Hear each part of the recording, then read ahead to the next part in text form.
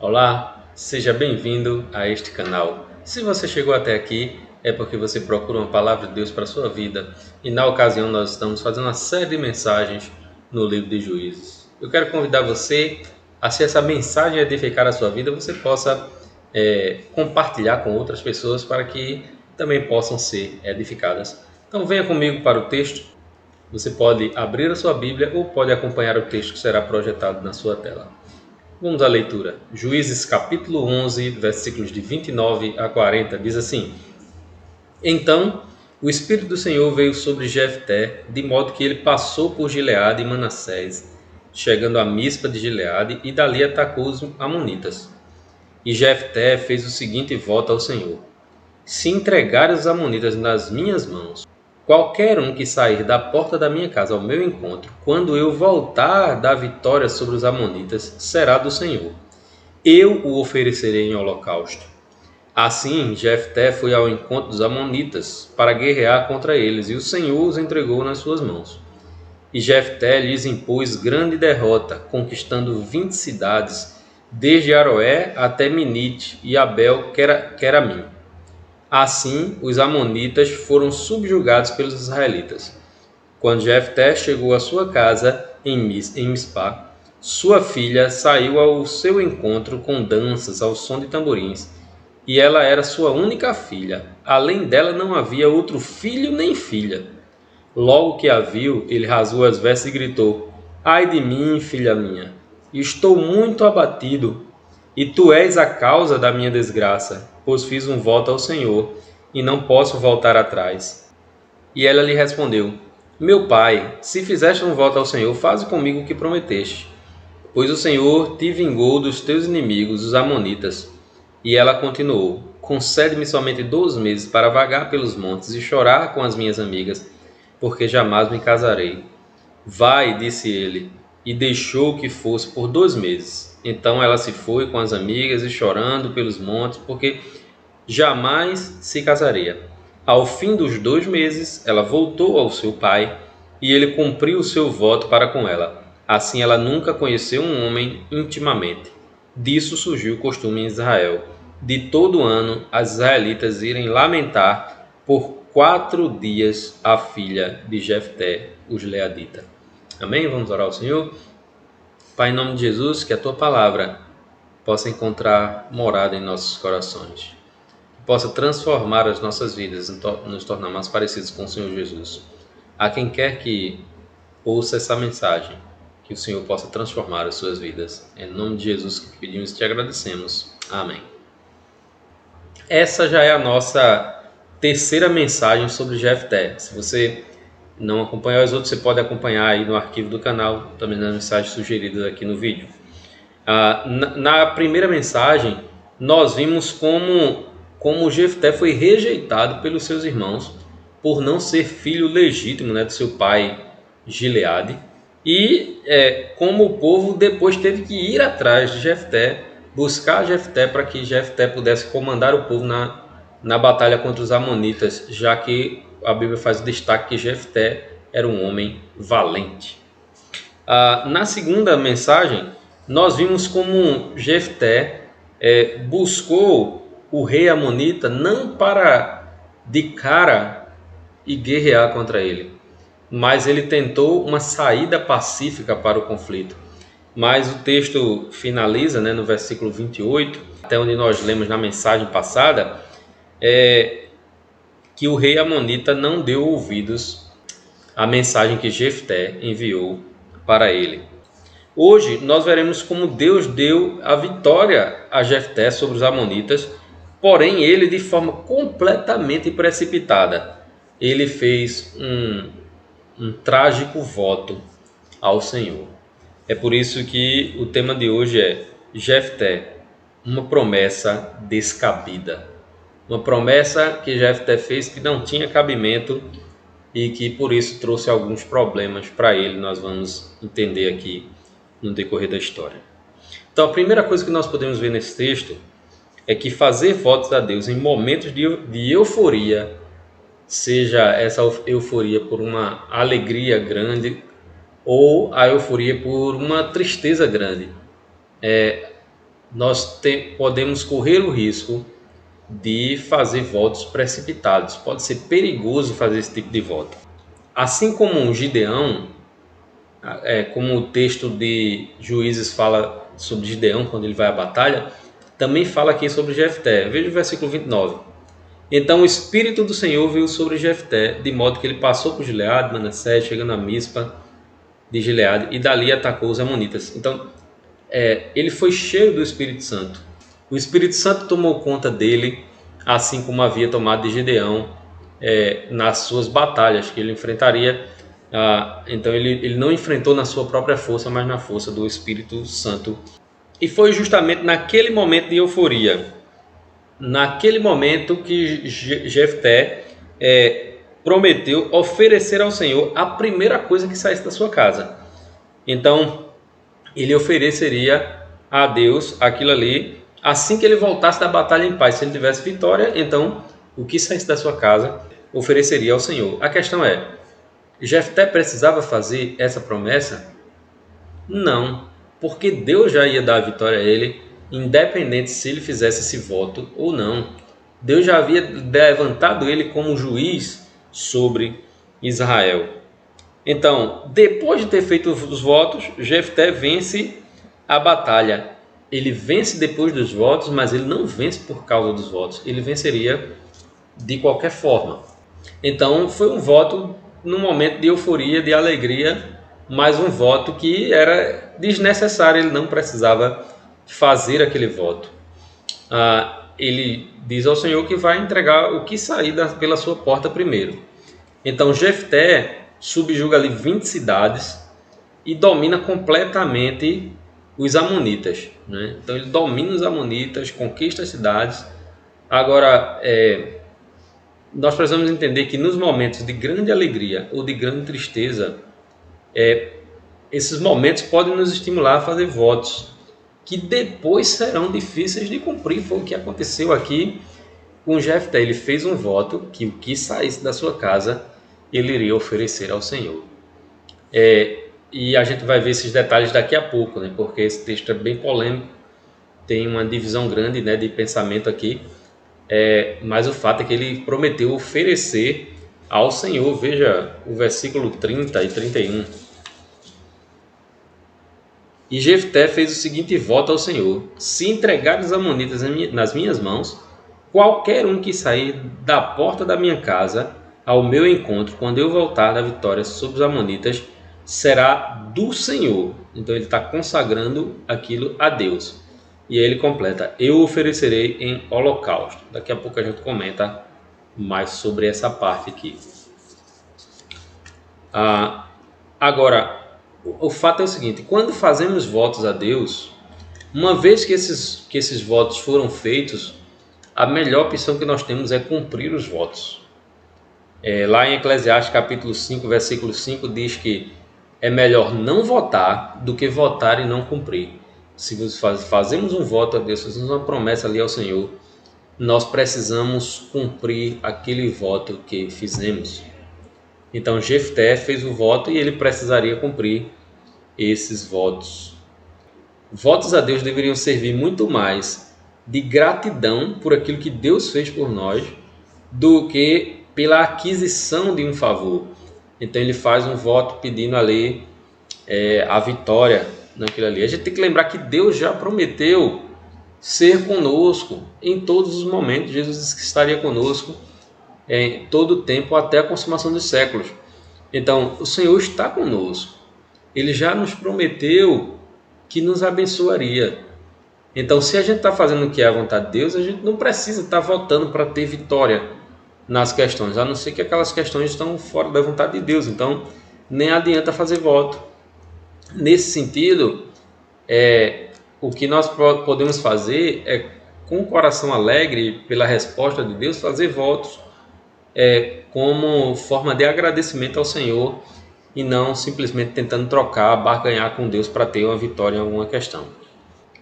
Outra coisa, segunda coisa aqui, um voto precipitado pode trazer consequências ruins para nós mesmos. Então, qual é a surpresa de Jefté? a primeira pessoa que vem receber Jefté em casa foi a sua filha. Então a filha de Jefté sai ao encontro do pai com muita alegria, porque o pai volta para casa vitorioso com a batalha. Então ela sai tocando ali os tamborins, tocando uma música ali de alegria, de júbilo pela vitória do pai. Veja, versículo 34. Quando Jefté chegou à sua casa em Mispá, sua filha saiu ao seu encontro com danças, ao som de tamborins, e ela era sua única filha. Além dela, não havia outro filho nem filha. E esse é um detalhe interessante, porque o texto faz questão de destacar que ela era a única filha. Ele não tinha filhos nem filha. A única filha era essa moça que saiu de casa muito alegre pela vitória do pai.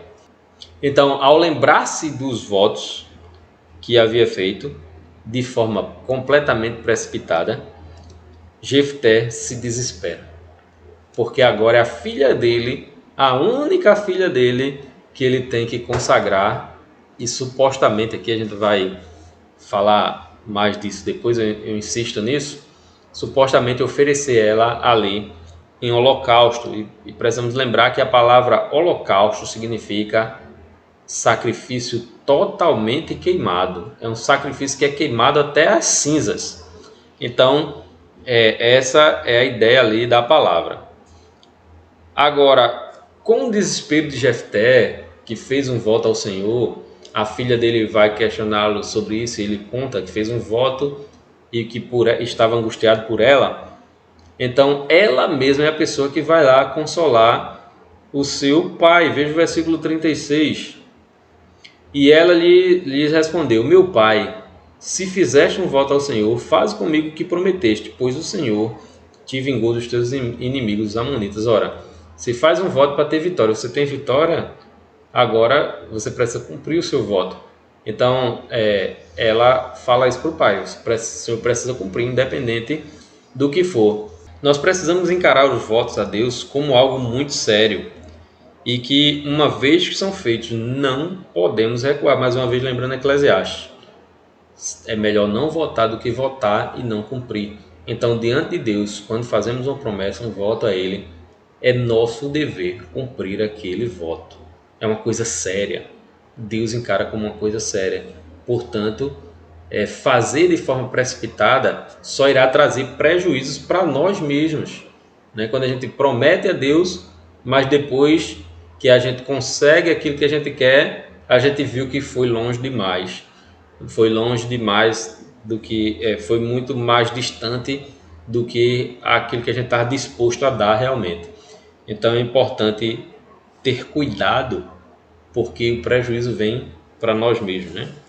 E terceiro e último ponto aqui, e esse talvez que a gente vai gastar um pouquinho mais de tempo, fala do sacrifício da filha de Jefté. Então, finalmente, a consequência do voto dele era o sacrifício de sua filha. Então, eu gostaria que a gente atentasse ao texto aqui, nos detalhes. Veja, versículo 37. E ela continuou: concede-me somente 2 meses para vagar pelos montes e chorar com as minhas amigas, porque jamais me casarei. Vai, disse ele, e deixou que fosse por 2 meses. Então ela se foi com as amigas e choraram pelos montes, porque jamais se casaria. Ao fim de 2 meses ela voltou ao seu pai e ele cumpriu o seu voto para com ela. Assim ela nunca conheceu um homem intimamente. Disso surgiu o costume em Israel, de todo ano as israelitas irem lamentar por 4 dias a filha de Jefté, o gileadita. Essa é uma das passagens mais controversas da Bíblia. Existem pelo menos 2 formas de enxergar aqui diferentes, e os cristãos aqui se dividem nessa interpretação do texto, ok? A questão é: será que Jefté ofereceu a sua filha em sacrifício? A gente tem que lembrar mais uma vez, sacrifício, ele usou ali a palavra holocausto. Holocausto, sacrifício totalmente queimado. Então, a primeira interpretação, a mais tradicional, a mais comum, indica que ela foi de fato sacrificada e está baseado, entre outras coisas, obviamente, mas principalmente na palavra holocausto, que ele usa no versículo 31. Voltando lá para o versículo 31, diz: qualquer um que sair da porta da minha casa ao meu encontro, quando eu voltar da vitória sobre os amonitas, será do Senhor. Eu o oferecerei em holocausto. Então, a palavra holocausto aqui é fundamental para esse entendimento, porque é um sacrifício totalmente queimado. Ok? A primeira interpretação é sobre ela ter sido sacrificada. A segunda interpretação considera que Deus não aceita sacrifícios humanos e Jefté sabia disso. A gente viu na mensagem passada que Jefté contou uma história de Israel para dizer ao rei Amonita que a terra não era dele. Ele conhecia a lei de Deus. Então, ele tinha esse contato, ele sabia que Deus não aceitava sacrifício humano. Então, é de uma situação muito complicada você colocar aqui Jefté como alguém que não conhecia isso, apesar dele ter vivido numa cidade cananita durante um bom tempo e assim está em contato com esses costumes pagãos que eram muito comuns. Porém, ele, ao voltar, ao conversar com o rei Amonita, ele demonstra conhecimento da lei de Deus. Então, nesse sentido, ele sabia que a lei de Deus falava isso. Além do mais, os sacerdotes deveriam ter alertado a ele, porque ele tinha como resgatar a filha dele nesse sentido, pagando por isso, ou simplesmente consagrando ao Senhor, ao invés de levar ela em sacrifício, como alguns entendem, porque isso seria abominável diante de Deus. Mas o texto tem alguns indicativos aqui, veja. Quando ela recebe do seu pai a notícia, ela consola o seu pai dizendo que ele deveria cumprir aquilo que ele prometeu a Deus. Agora ela faz um pedido, ela pede 2 meses. E para que ela pede esses 2 meses? Versículo 37. E ela continuou: concede-me somente 2 meses para vagar pelos montes e chorar com as minhas amigas, porque jamais me casarei. Então, qual é o motivo do lamento dela? O motivo do lamento dela não é que supostamente ela iria morrer. O lamento dela é porque ela não iria se casar. Ora, se eu recebo a notícia que eu vou ser queimado, morto ali, queimado, a última coisa que eu vou pensar é se eu vou casar ou não. Né? Então, o lamento dela foi o lamento por não poder casar. Continuando. O versículo 39, que fala do cumprimento do voto, não menciona a morte da moça, mas o fato de que ela jamais conheceu um homem na sua intimidade. Versículo 39. Ao fim dos 2 meses, ela voltou ao seu pai e ele cumpriu o seu voto para com ela. Assim, ela nunca conheceu um homem intimamente.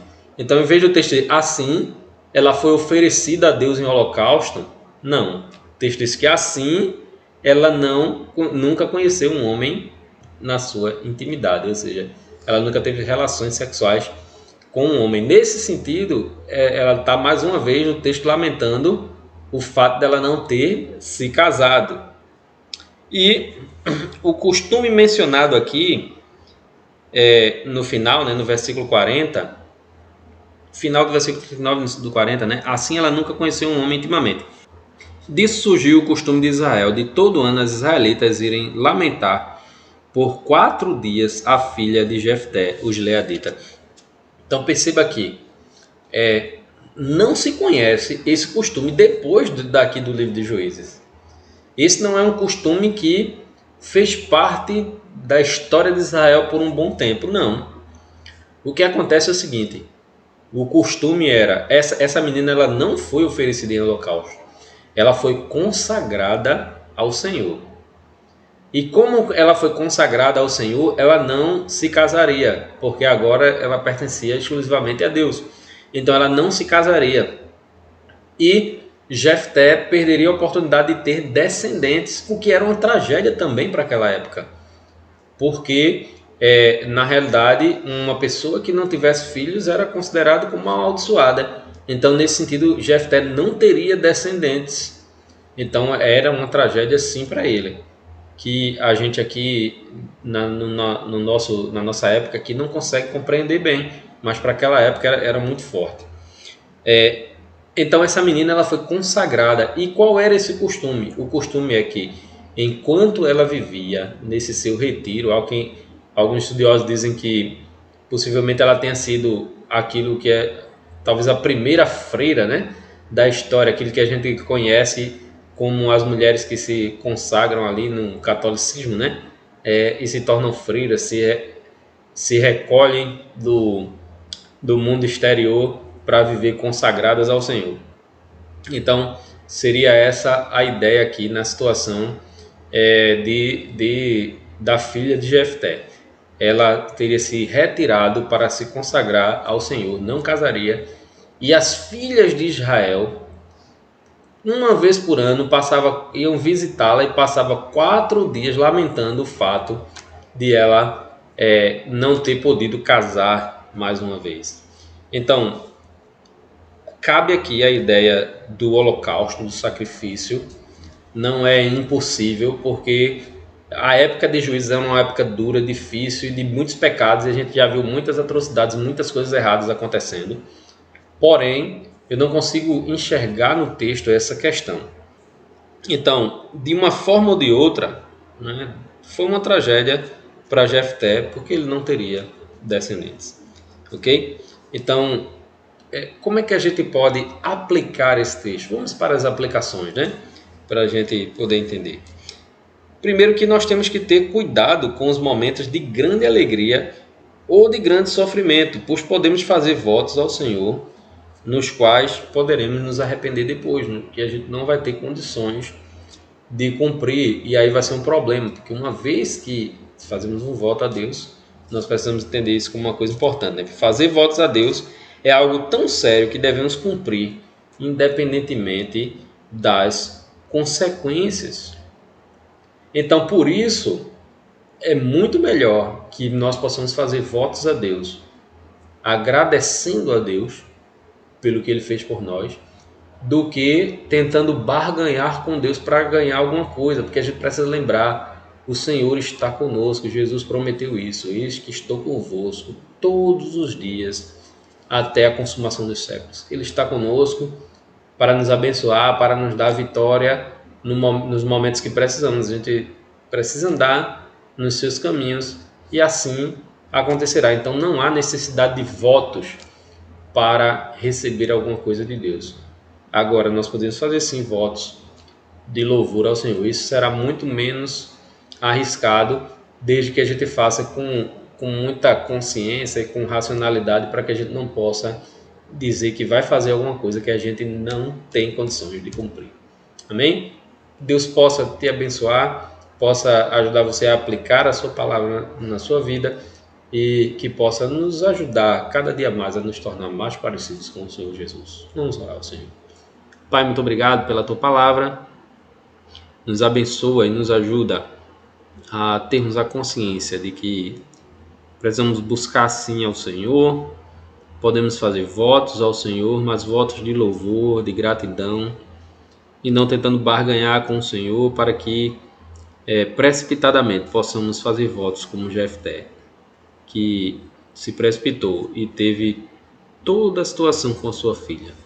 Derrama a tua graça, abençoa a mim, abençoa cada irmão que está ouvindo essa mensagem. Derrama a tua graça, nós pedimos em nome de Jesus. Amém. Deus te abençoe. Até a próxima mensagem, em nome de Jesus.